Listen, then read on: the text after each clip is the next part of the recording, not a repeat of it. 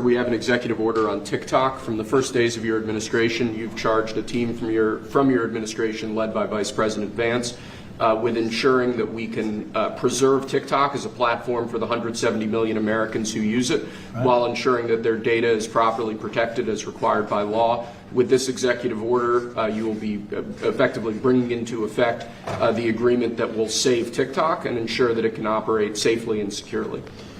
So this is interesting because I had a very good talk with President Xi, a lot of respect for him. Hopefully he has a lot of respect for me too. And we talked about TikTok and other things, but we talked about TikTok and he gave us the go-ahead. You know, it's run by American investors and American companies, great ones, great investors, the biggest. You don't get bigger, I don't imagine. And maybe I'll have JD. JD was very much involved and in charge of it.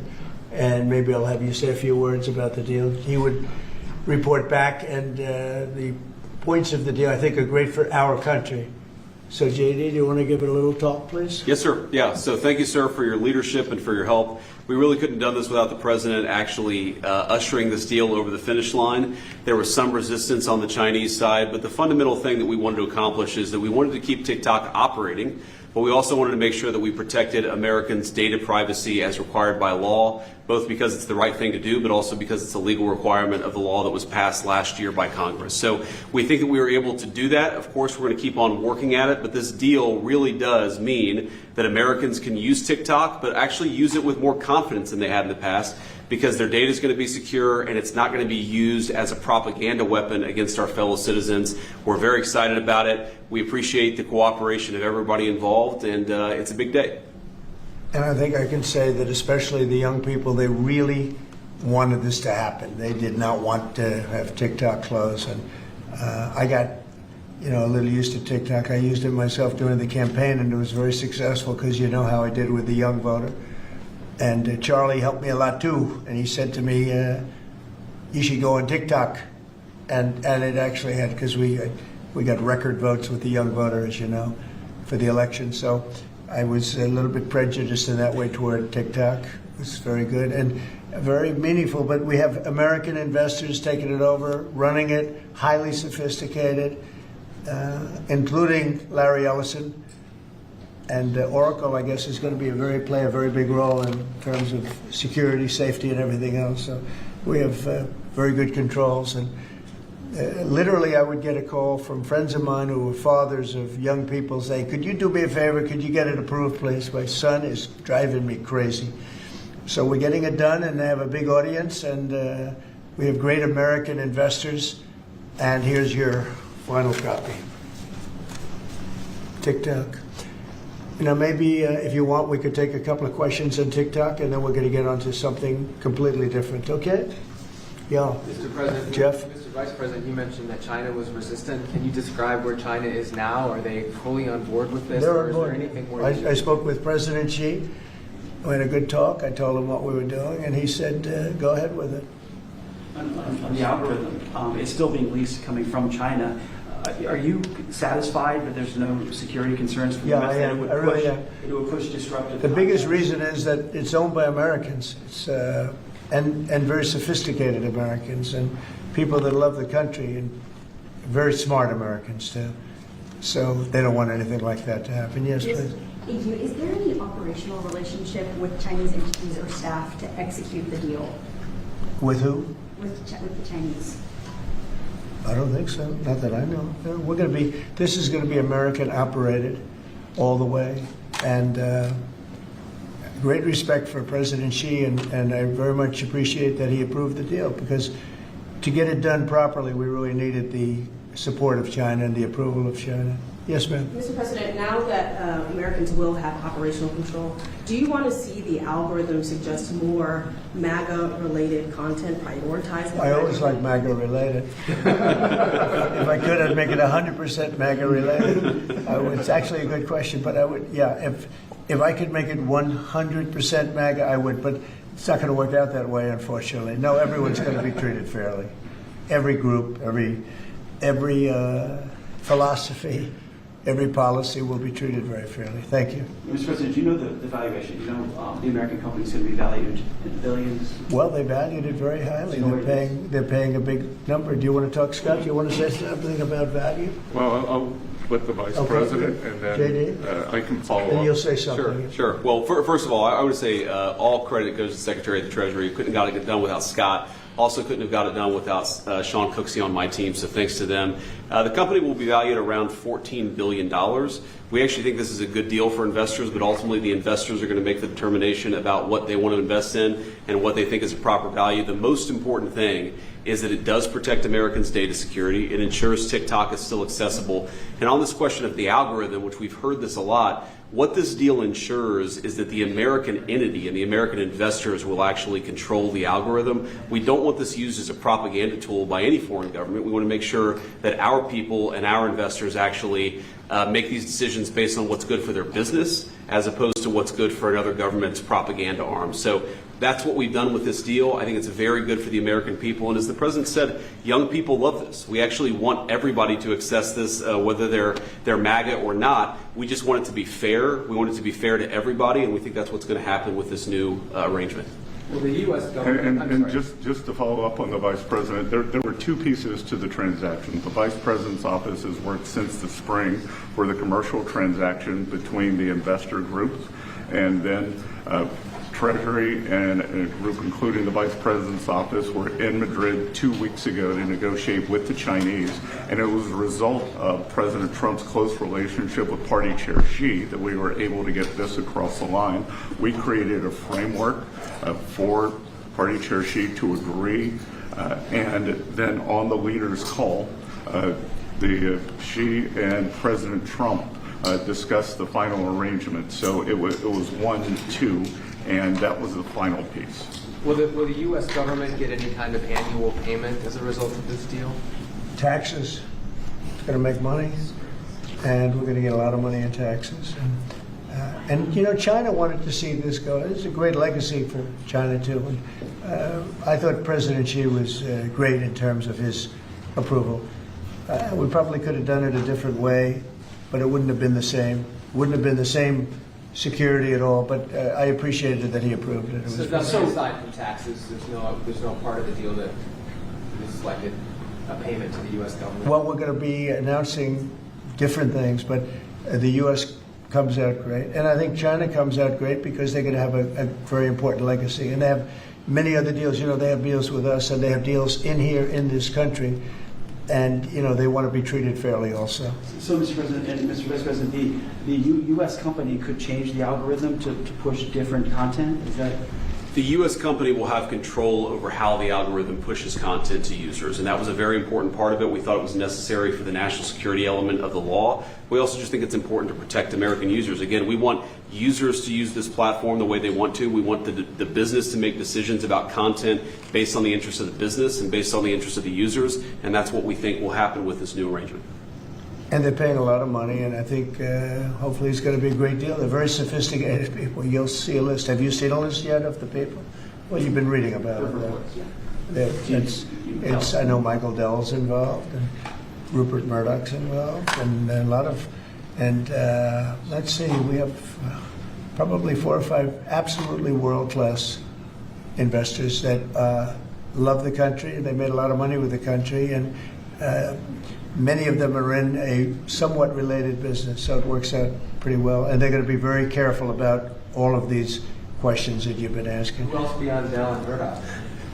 Well, it's a blue chip group of investors, and we'll be announcing more about who exactly is involved in the deal in the days to come. Oracle's playing a very big part. That's right, sir. And Oracle really understands this. And I think they're actually, and they've been involved for quite a while running it for the people, the previous people. And so it's really, I think it's going to be very well protected. Very, very prestigious deal, actually.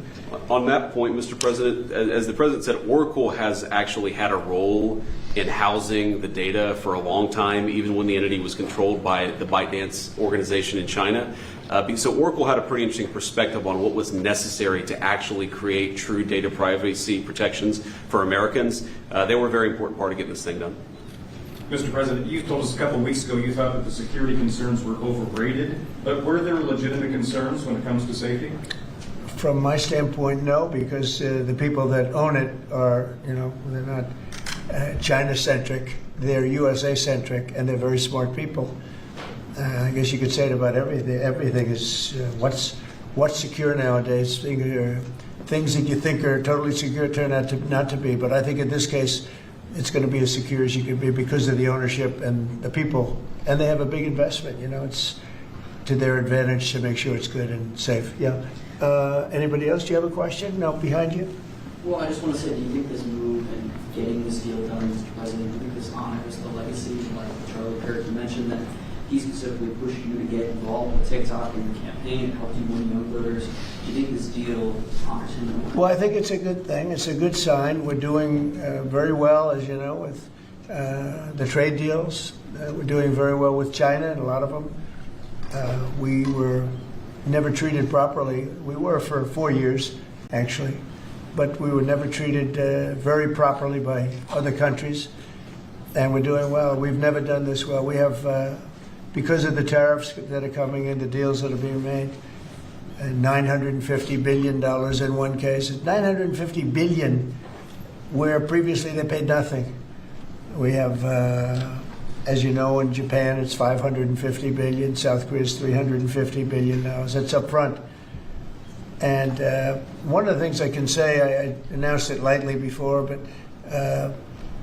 we're taking in tremendous amounts of money with tariffs. We've never seen anything like it. No country's ever seen anything like it. I'm going to devote a little bit of that money, a little bit of the tariff money, to our farmers.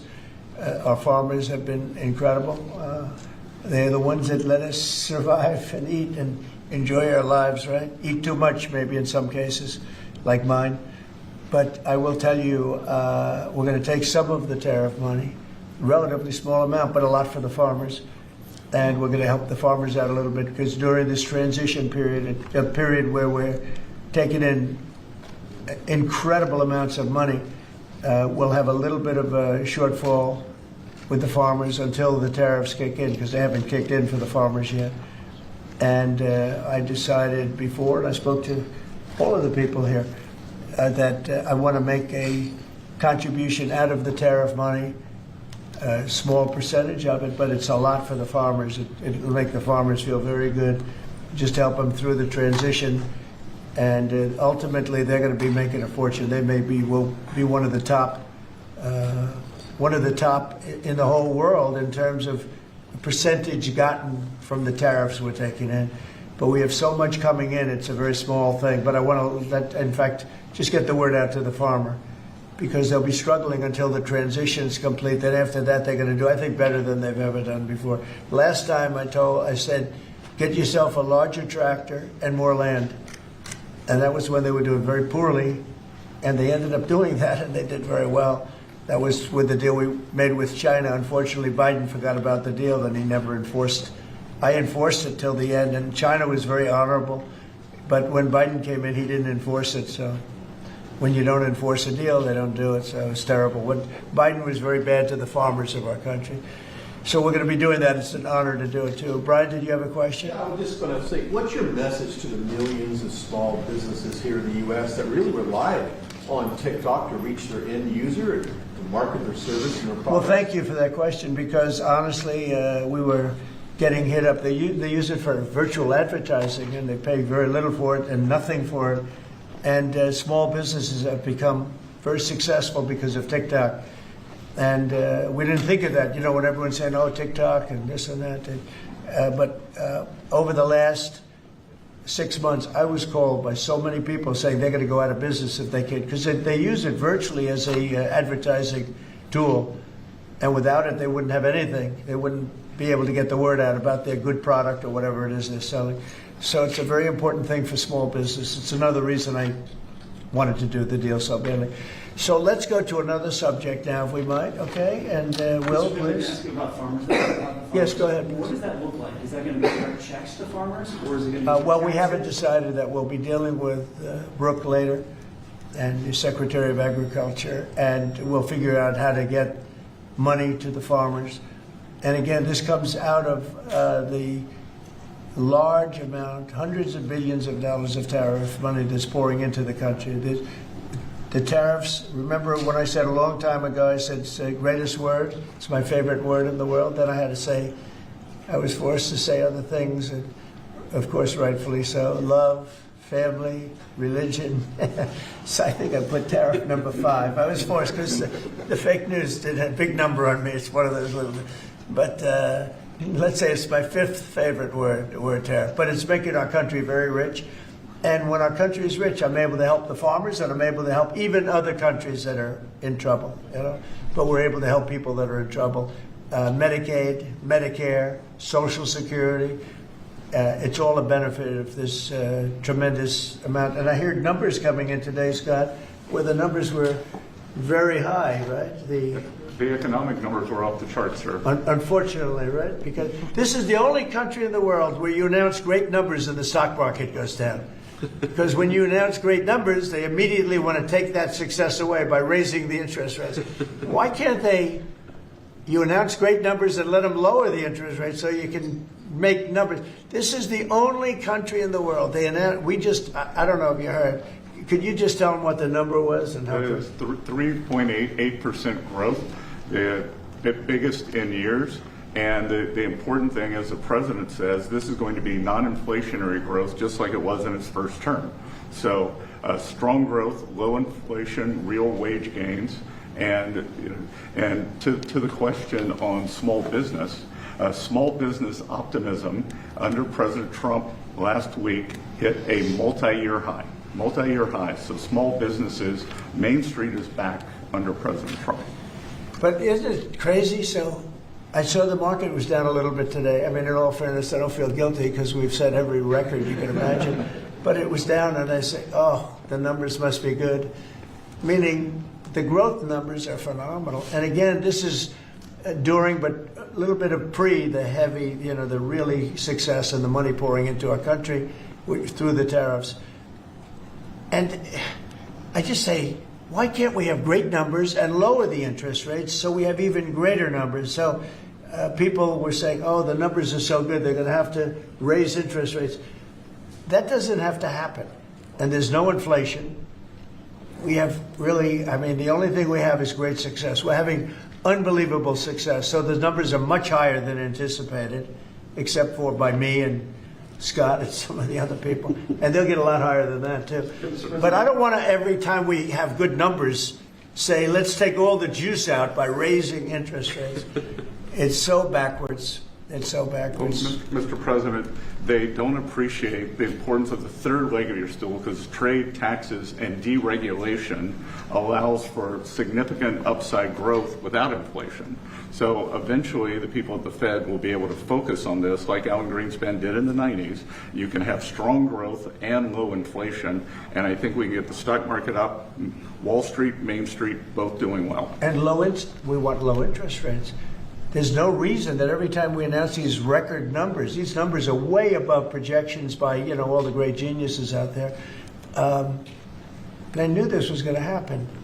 So they had 71 different people, and only 2 got it right. Me and another gentleman from, I think, my wonderful Wharton School of Finance, actually. So anyway, but I really want you to look at that. Every time we have good numbers, they say this is a good time because they're guarding against inflation that may happen in 2 years from now.